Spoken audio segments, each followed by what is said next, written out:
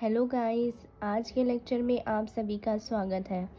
कल के लेक्चर में हमने देखा था दो ध्रुवीयता का अंत, उसका इंट्रोडक्शन और उससे जो बनने वाले जो क्वेश्चन थे उसके बारे में भी हमने उसी के अंतर्गत देखा था। आज हम दो ध्रुवीय का अंत जो लेक्चर चैप्टर नंबर 2 है, इसका सबसे पहले हम थोड़ा मेन पॉइंट देख लेते हैं कि कैसे क्या हुआ था, ठीक है, और कौन सा देश कितने गणराज्य या कितने देशों से मिलके बना था, उनके बीच में कौन सी संधि हुई थी, कैसे और क्या हुआ था। तो थोड़ा सा हम शॉर्ट नोट्स के रूप में इसको देख लेते हैं।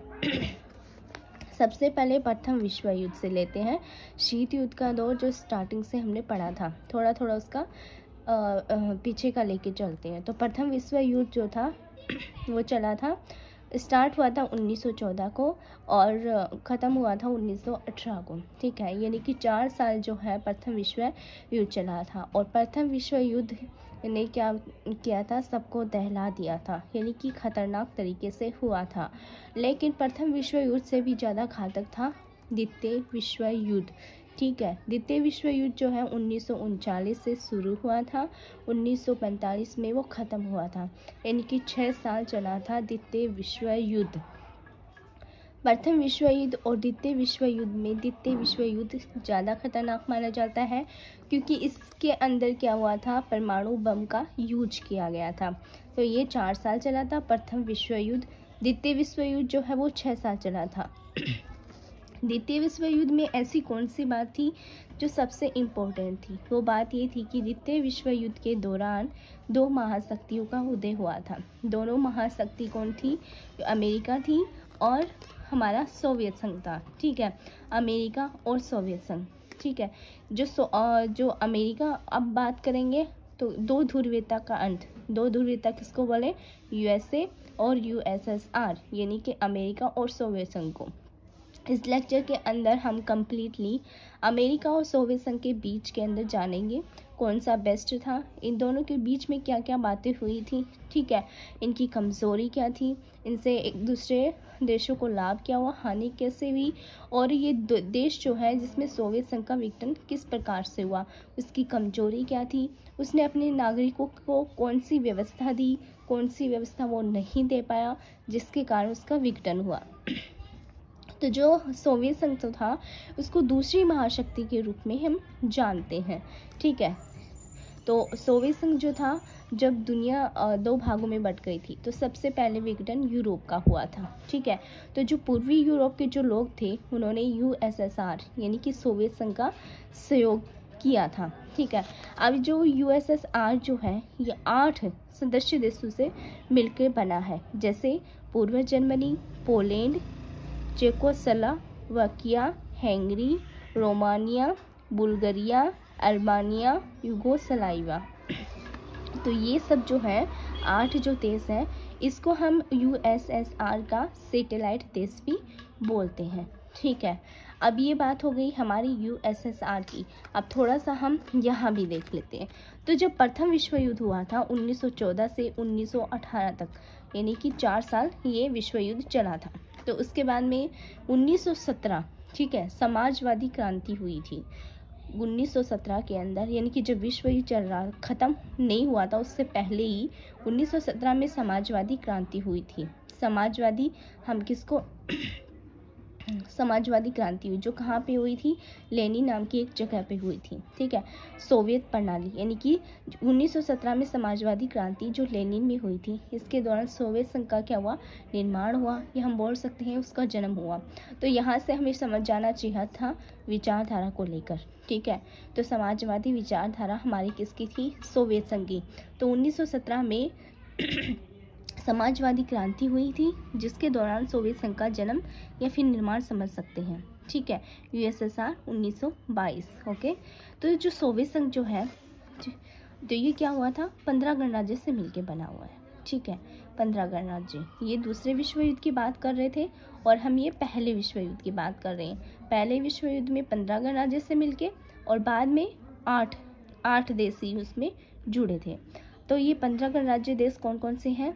Estonia, Latvia, Lithuania, Belarus, Ukraine, Moldova, Georgia, Armenia, Azerbaijan, रूस, कजाकिस्तान, उज्बेकिस्तान, तुर्कमेनिस्तान, किर्गिस्तान और तजाकिस्तान।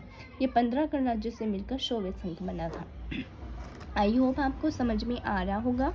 उसके बाद में क्या हुआ कि जो सोवियत संघ, ठीक है, तो कोल्ड वार, शीत युद्ध के दौर, ठीक है, कब तक चला था?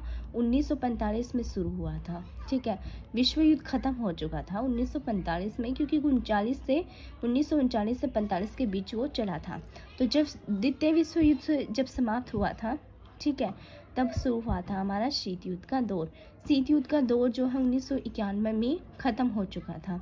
उसके बाद में क्या हुआ? जर्मनी का विभाजन हुआ, ठीक है। जर्मनी का विभाजन हो गया, बर्लिन की दीवार बनी, ठीक है। और जर्मनी की राजधानी क्या है? बर्लिन, ठीक है। जर्मनी की राजधानी बर्लिन है, तो बर्लिन के बारे में उसमें थोड़ा सा बात की गई है।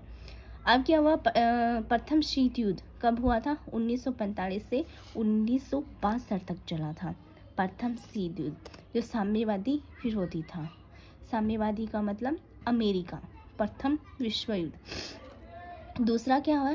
दूसरा पॉइंट है तनाव कम, ठीक है, तनाव कम। और 1963 से 1978 के बीच में इनके बीच में समझौते हुए थे। समझौते, कुछ संधियाँ बनी थी इनके बीच में, कुछ तूमें हुई थी, ठीक है। फिर सेकंड शीत युद्ध जब चला वो कब था? 1978 से 1984, जो सोवियत संघ के विरोधी था, ठीक है। अब नेक्स्ट पॉइंट हमारा आता है शीत युद्ध का अंत। तो शीत युद्ध का अंत कब हुआ था? 1985 से 1991, और इसके दौरान वहाँ के राष्ट्रपति कौन थे? गोर्बाचोव, ठीक है, गोर्बाचोव। फिर इसमें मोस्ट इम्पोर्टेंट बात आती है, बर्लिन की दीवार बनी कब थी, ठीक है। बर्लिन की दीवार बनी और कब गिराई गई थी, ठीक है। तो बर्लिन की जो दीवार है वो 9/11/1989 को गिराई गई थी। अब आता है जर्मनी का एकीकरण, साम्यवादी गुट की समाप्ति, यूएसएसआर का विघटन। मोस्ट इम्पोर्टेंट पॉइंट है।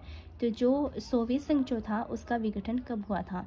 तो 25/12/1991 को, जब क्या हुआ था? हमारा शीत युद्ध कंप्लीट हो चुका था, तो हमारा सोवियत संघ का विघटन हो चुका था, ठीक है। फिर शीत युद्ध समाप्त हुआ 1991 में, और उसी समय क्या हुआ था? सोवियत संघ का विघटन हो चुका था। एक ध्रुवीय महाशक्ति का उदय हुआ था, क्योंकि अमेरिका और सोवियत संघ जो थे दोनों को मिलकर दो ध्रुवीय हम बोलते थे, ठीक है। तो जब आप सोवियत संघ का जो विघटन हो गया 1991 में, तो एक ही महाशक्ति बची, अमेरिका। अब नोट के रूप में इम्पोर्टेंट क्या है? यूएसएसआर का विघटन, ठीक है। यूएसएसआर का विघटन हो गया था, उसका कारण और परिणाम क्या था? शॉक थेरेपी थी, भारत यूएसएसआर का संबंध, ठीक है। शॉक थेरेपी का मतलब है जख्म देके ठीक करना, ठीक है, यानी कि पहले तो दर्द दो और फिर उसको ठीक करना धोखे से। आओ भारत और सोवियत संघ के बीच में संबंध कैसे थे उसके बारे में हम आगे पढ़ेंगे। अब हमने जो ऊपर बात की उसमें से थोड़े से मोस्ट इम्पोर्टेंट क्वेश्चन बनते हैं, ठीक है, या फिर हम उसको मेन पॉइंट के रूप में भी लिख सकते हैं।